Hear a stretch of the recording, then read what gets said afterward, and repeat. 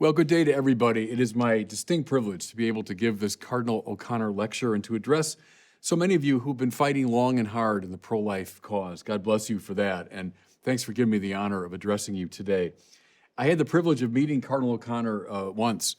I was a doctoral student in Paris, and he was there to give a talk at Notre Dame. And I went down, I remember, to hear the talk and then met him afterwards. But he was a man I greatly admired and, of course, a champion of the pro-life cause. Let me start with my favorite movie, which is A Man for All Seasons, the great film about Thomas More. I first saw it, I was probably 16. I watched it pretty much every year of my life since then. There was a period of my life where I watched it twice a year because I was a professor at the seminary. I would show it to my students during the school year. No matter what course I was teaching, I found an excuse to show them Man for All Seasons.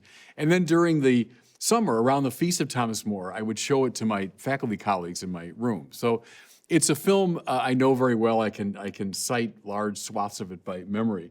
But there's a particular scene I want to start with. It's at the very beginning of the film, and it shows Thomas More with Cardinal Wolsey. Now, how accurate this is to the historical Wolsey, I'll leave that to the historians, but Wolsey, who was the Chancellor of England at the time, is presented as a more or less amoral, canny politico. And he's in dialogue now with the saintly More. And here's what Wolsey laments. "You're a constant regret to me, Thomas. If you could just see facts flat on, without that horrible moral squint, with just a little common sense, you could have been a statesman." To which More famously responds, "Well, I believe when statesmen forsake their own private conscience for the sake of their public duties, they lead their country by a short route to chaos." Now, this scene to me beautifully illustrates a declension that we can see in the course of one generation in regard to the issue of abortion and way too many politicians who claim a religious heritage. Let me take you back to 1984 to an auditorium at the University of Notre Dame, and Governor Mario Cuomo of New York is delivering a famous lecture.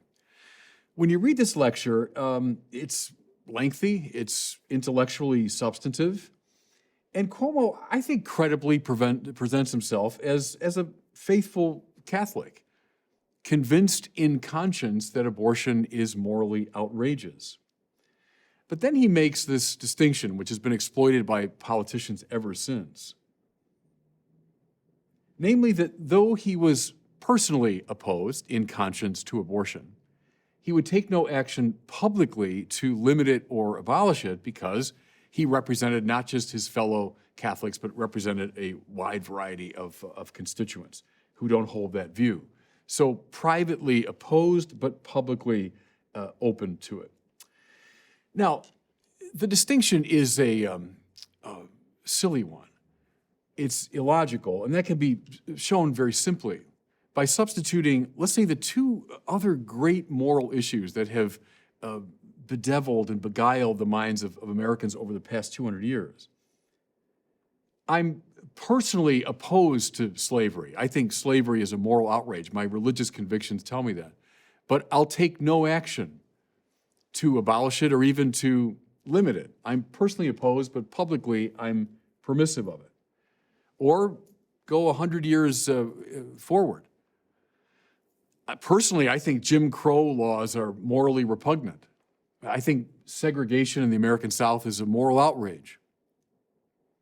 But I'm not going to take any public action to limit it or to abolish it. So, I mean, the distinction in itself makes zero sense. But here's what I want you to see, is Mario Cuomo could present himself in 1984 with some credibility as someone at least deeply conflicted, anguished, willing to support abortion laws, but only as a regrettable political necessity in a pluralistic democracy. But see, what did he do, though, in 1984? Well, he did exactly what Thomas More talks about in the scene that I rehearsed. To say I'm personally opposed but will publicly take no action is precisely equivalent to forsaking one's own private conscience for the sake of one's public duties. And it leads, as Moore says in Man for All Seasons, one's country by a short route to chaos. Now, as I say, Mario Cuomo, 84, we could credibly was an anguished, tortured figure, made this illegitimate distinction, made this bifurcation between private and public, leading by a short route to chaos. Now, let me show that to you. On the 46th anniversary of the Roe v. Wade decision, Mario Cuomo's son, Andrew, so we're talking one generation, his son Andrew, now, or at that point, governor of New York, signed into law a protocol giving practically unrestricted access to abortion, permitting the killing of an unborn child really up until the moment of delivery. And in the wake of that ratification, the legislators and their supporters whooped and hollered and cheered in a display depressingly similar to that which unfolded in Ireland when a referendum supporting abortion was passed. You know, in both cases, by the way, in New York and Ireland, the familiar rhetoric of women's rights and reproductive health and empowerment was trotted out. But who can fail to see what was really at stake? If an infant lying peacefully in a bassinet in his parents' home were brutally dismembered and killed, the entire country would be outraged and call for an investigation of the tragedy. But the law of New York, for which people were whooping and hollering and lighting up buildings, says that that same child, resting peacefully in his mother's womb, can with utter impunity be pulled apart, dismembered, and killed. And the police won't be summoned. In fact, people will celebrate and light up buildings. My point? In a single generation, indeed by a short route, we move from reluctant toleration to unbridled celebration. From at least struggling, tortured Mario to exultant Andrew. When a statesman forsakes his private conscience for the sake of his public duties, he indeed leads his country on a short route to chaos. And it's this chaos that a lot of us have been bemoaning and trying to limit for a long time. So, where's it come from? What allows this to happen? So I've given you an example of this declension, this short route. But what allows this to happen? Can I first mention the forgetting of God? Conscience. So we've seen the forsaking of one's private conscience. Or let's say the rendering of merely subjective and private one's conscience, the setting aside of one's conscience, is tantamount to a denial of God. And let me show that with the help of another great English Catholic, St. John Henry Newman. It's interesting that Newman rarely avers to the classical cosmological arguments for God. I think he was very influenced by Hume and by Kant. That's lecture for another day. But from the time he's a young Anglican preacher until he's an old Catholic cardinal, John Henry Newman consistently uses the argument from conscience for God's existence. What is that argument? Conscience is unique, Newman says. Unlike, say, our aesthetic sensibility. So where I say, that picture isn't quite right, or that's more beautiful than this. Or let's say my psychological perception that tells me this person can be trusted, that person can't. Those are, call them perceptive capacities. But when it comes to morals, we refer not to just some subjective capacity. We refer to the voice of the conscience. Somehow we know that when we do something morally right, we are pleasing a person. When we do something morally wrong, we are saddening someone. Conscience gives us not only an absolute moral norm and an absolute moral demand, it also gives us this keen sensibility of someone who can look, yes, into the deepest interiority, who judges me and praises me, in whose presence I'm delighted when I do something right, in whose presence I'm ashamed when I do something wrong. Newman thinks conscience gives us not a theoretical and abstract sense of God, but a very real, viscerally felt experience of God. So again, when the conscience is subjectivized or relativized or forsaken, what's being subjectivized, relativized, and forsaken is the voice of God, is that keen awareness of the reality of God. Now, let's take another step. Once that happens, our conviction of the rights and dignity of human beings quickly evanesces. Let me say that again. When our keen sense of God disappears or is relativized or subjectivized, then our sense of the rights and the freedom and the dignity of the human being quickly evanesces. Now, how come? Well, go right back to the beginning of our republic. We hold these truths to be self-evident, that all men are created equal and are endowed by their Creator with certain inalienable rights. I think we hear those words so often that we rarely think about them. Where do our rights come from? And the dignity that grounds them, where does that come from? Not from the state, not from the consensus of the society, not from sentiment or private feeling. But again, listen to Jefferson. Endowed by their Creator with certain inalienable rights. Where's he getting this from? Now perhaps in an attenuated Enlightenment form, but he's getting it finally from this biblical tradition that says human beings who are created in the image and likeness of God, who've been redeemed and destined for eternal life, are therefore subjects of rights and freedom and dignity. You know, if you doubt me on this, take a look at the classical world. Look in the political thought of Plato or Cicero or Aristotle. They believe in universal human rights? Absolutely not. Absolutely not. I mean, certain privileged elites for them had rights and privileges and dignity. Most people should do what they're told. Aristotle felt most people weren't worthy of public life.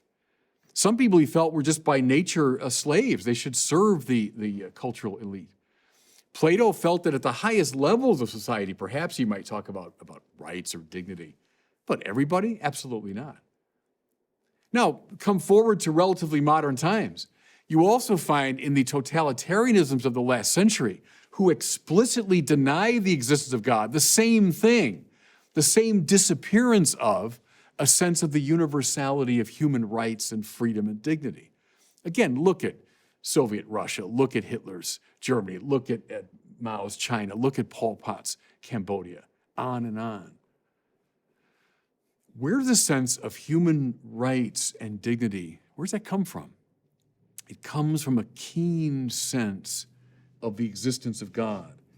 When that goes away, the rights go away. And where's that sense of God come from? If Newman's right, for most of us, it comes from a keen sense of conscience. You know, you read some of the philosophers today, and they'll try to ground or justify the human rights and freedom in some other way. You know, they'll say, look, the human worth is a function of a person's intelligence or creativity or imagination or their capacity for friendship. Because they have all these qualities, we say they're the subject of rights and dignity. Well, the problem, of course, is obvious. Why not say all that dignity and those rights disappear the minute those qualities are absent or even underdeveloped? The minute elites or the state or someone else says, well, you're not sufficiently intelligent or sufficiently capable of relationship or sufficiently capable of friendship or imagination, whatever your criterion is, then those rights will disappear. I bet if you interrogated most people on the street and said, how come you give respect to your fellow human beings? You get some version of the argument from sentimentality. Well, because I've got this strong, sentimental connection to them. Again, the problem is obvious. What do you do when those sentiments, as they tend always to do, fade away, become weakened? I don't feel the same way I used to about you. You know, press the thing to the limit case. Read some of those still chilling accounts of Nazi guards in some of the death camps who began with a human sensibility. They began with a sentimental sense of this can't be right what we're doing. But in the course of the war, in the course of those awful years, that feeling faded away. And by the end, they thought of the people they were putting into gas chambers as little more than rats or insects. I mean, it's dangerous business, everybody, if you start grounding human dignity in something as superficial and fleeting as human sentiment.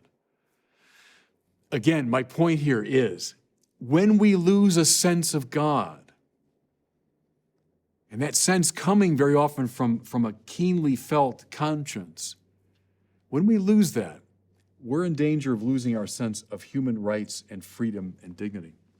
You know what's really interesting on this score is Tom Holland. I don't mean the kid that plays Spider-Man. He's also called Tom Holland. But there's a Tom Holland, another Englishman, a very popular historian, wrote a book called Dominion. Read it. Because what's interesting is Holland is himself not a believer. He's not a Christian, doesn't believe it. Yet he argues in the course of about 600 pages that much of what we take for granted morally in our society is not just dumbly out there. In fact, it's come from a richly developed Christian civilization. And one of his examples is precisely this point. Why do we say so blithely? I mean, everyone on the political spectrum, left to right, in our country probably would say, oh, sure, human rights and freedom and dignity. Why would you say that, Holland asks, unless you're somehow at least going on the fumes of a Christian sensibility?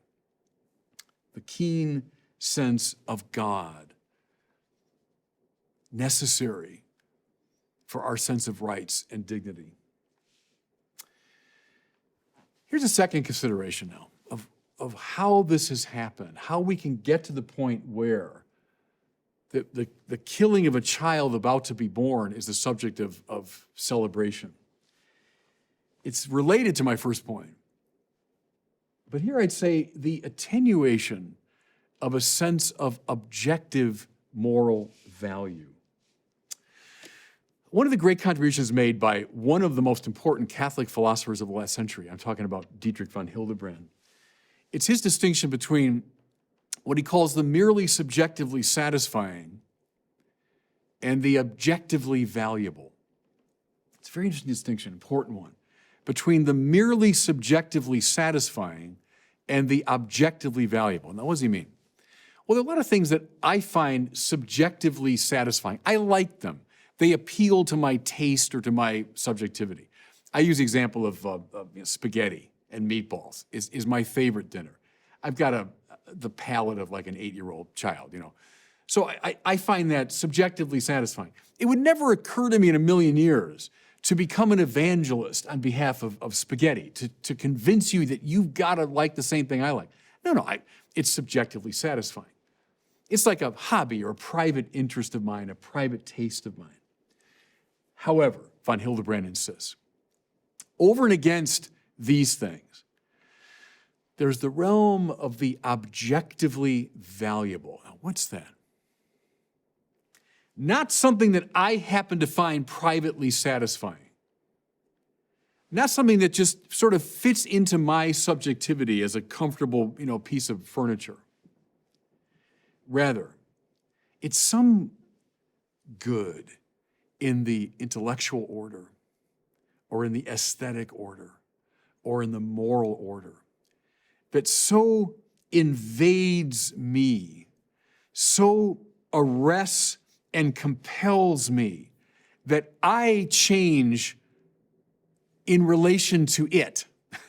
I don't draw it into my subjectivity, it draws me into its power. Now, I'll give you an example. First, in the aesthetic order. Do you see how ridiculous it would be if you walked into the Sainte-Chapelle in Paris, let's say, and you take a look and you said, yeah, I don't really like it. It's not to my taste. The thing is, not that you just be wrong, it would just be an utterly stupid thing to say, because there's something about the Sainte-Chapelle that is so objectively valuable, so objectively beautiful, that it demands your attention. You don't walk into the Sistine Chapel and say, hey, yeah, it's nice. I like it, or I don't like it. That would be turning the objectively valuable into the merely subjectively satisfying. You know, I've used that example of something that kind of grabs you and changes you. I'll stay in the aesthetic order again here. The first song that did that to me was Bob Dylan's Like a Rolling Stone, which I first heard probably when I was a senior in high school or freshman in college. And what I mean here is it wasn't the first song I liked. I mean, heck, it'd be a lot of songs I liked before that one. But it was the first song that shook me and changed me and rearranged my way of thinking. See, that's what the objectively valuable does. Well, listen now. In the moral order, there are such objective values. Think, for example, of the forgiveness of one's enemies. Think of certain acts of humility, certain gestures of kindness. Think of the offering of one's life for a friend. Maximilian Kolbe gives his life, I mean, quite literally, gives his life in exchange for a man that he barely knew. But saying simply to the Nazi guard, I'm a Catholic priest, take me in his place. Well, how could you possibly look at that and say, yeah, that's nice? or you know, I don't like what he did. No. There's something so objectively valuable about that act that once you hear about it, you can't be the same person. Does that make sense? That's how it affected me when I first heard that story, or any of these great stories of the saints, is I can't be the same person after I've heard that story because I'm dealing with the objectively valuable. Okay. Now, our great tradition, von Hildebrand says, I think quite rightly, sees these objective values, especially in the moral order, as reflective of the supreme value of God. Just as, for example, the objective intelligibilities of the world that ground the sciences, right? No science would get off the ground unless the scientists accepted objective intelligibility. Well, where does that come from? If not from some great intelligence which has placed these intelligibilities in things. So, in the moral order, where do these objective values come from? For example, the protection of innocent human life. Where does that come from? They're not just dumbly there by some happy accident. They're because of a cultural consensus. No, often the cultural consensus runs counter to them. They're analogous to those objective intelligibilities that ground the sciences. They're there as a reflection of the supreme good, the supreme value, which is God. Do you see now, everybody, why it's no accident that as the sense of God is lost, so the sense of objective moral value is lost? How come you can light up a building to celebrate the killing of children? Because you've lost this sense of God and of objective intelligibility. Now, there are a lot of reasons for this. That'd be a lecture again for another day. Can I put my finger, though, on one important culprit, namely Friedrich Nietzsche? The 19th century philosopher that I think is the most influential of all the 19th century thinkers, more than Marx even. What's Nietzsche's most famous one-liner? God is dead and we've killed him. Now you can say, I know Jordan Peterson argues this, that Nietzsche means that as a lament. I mean, it could be. But still, God is dead, we've killed him. But from that flows, I would argue, just as night follows day, what flows is Nietzsche's probably second most famous insight. Namely, the will to power expressed by what he called the Übermensch, right? The superman, the overman. God is dead. God is gone. If God is gone, human dignity gone. If God is gone, objective moral norms are gone. What's left? What's left is the Übermensch, is the Superman expressing his will to power. What moves into the space vacated by objective moral value is precisely the will of the most powerful. Now, I've argued before that it's a very short line from Nietzsche to Jean-Paul Sartre, founder of modern existentialism. Sartre defines it very clearly. Existentialism is the view that existence precedes essence. That means my freedom comes before the determination of what or who I am.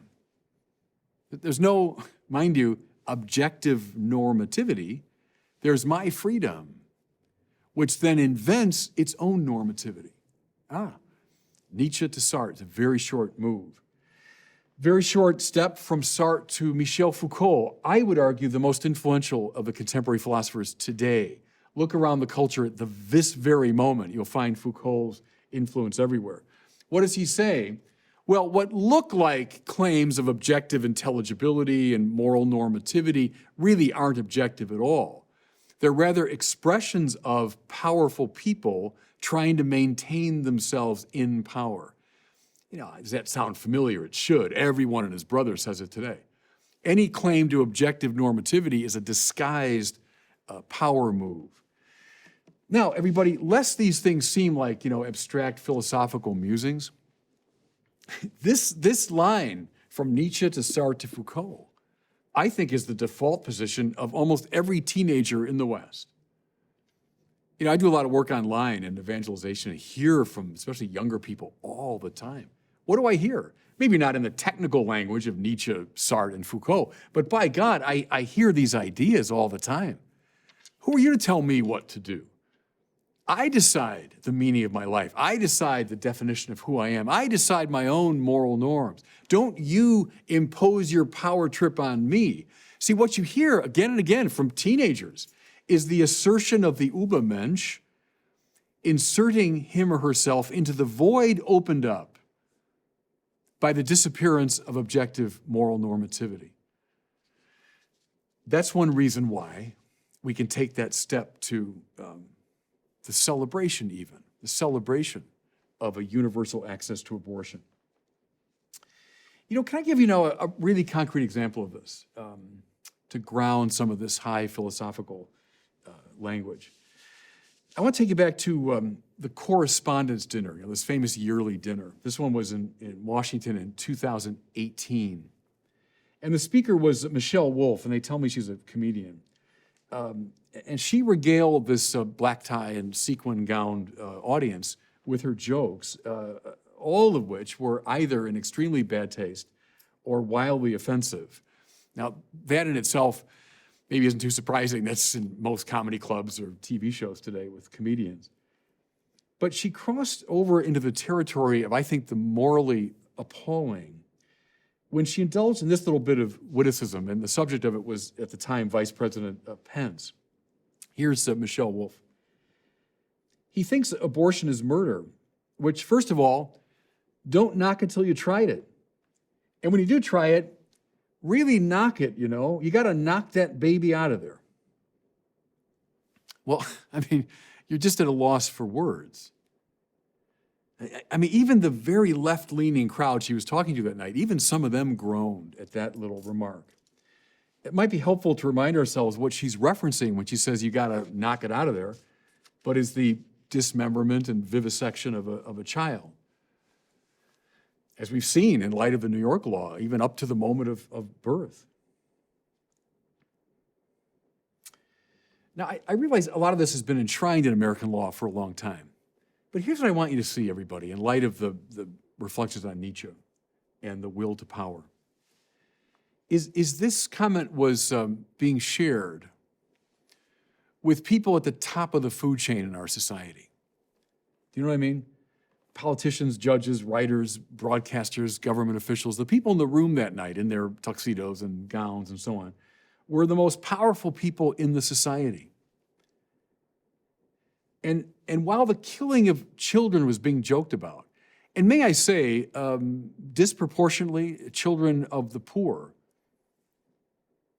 while that was being joked about, most in this wealthy, elite audience guffawed and applauded. Listen now. When we live in the space beyond good and evil, it's Nietzsche, when morality is construed as entirely the invention of personal freedom, Sartre, when nothing counts as intrinsically wicked, when any claim to moral authority is automatically shouted down, that's Foucault.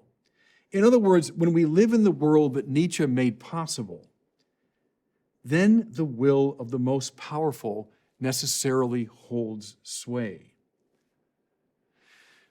Everybody, this is a point I think is not sufficiently reflected upon. What's one of the most important checks on powerful people? Everyone's obsessed with power today, and that's Foucault and Nietzsche, you know. What's one of the most important checks on powerful people? The objectivity of moral norms. We talk about people living under the law, and you can mean the positive law of a society. You know, they have to abide by the laws of the society. But behind those laws are objective moral laws, objective moral values. To live under the law is to say, my behavior is constrained by these objectivities. I can't simply express my will as I see fit because I'm held bound by these norms. Concomitantly, what protects powerless people in the society? The same thing. Yes, the positive laws of a society, but those are grounded in objective moral laws. Take those away. And they're grounded, of course, in the keen sense of God. Take all that away. What are you left with? Nietzsche had it right. The Übermensch, the Superman, expressing his or her will to power. That baby's in the way, well, just got to knock it out of there. And a lot of people in tuxedos and fancy gowns guffawing at that.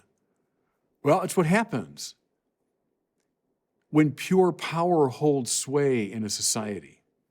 And that's why, everybody, it's so important. These aren't, nice academic concerns to talk about God and talk about objective morality, and we can whisper about them in the classroom. No. This has enormous implication for our society. Okay, so let me draw some conclusions. Under this heading, well, what then do we do? What then do we do?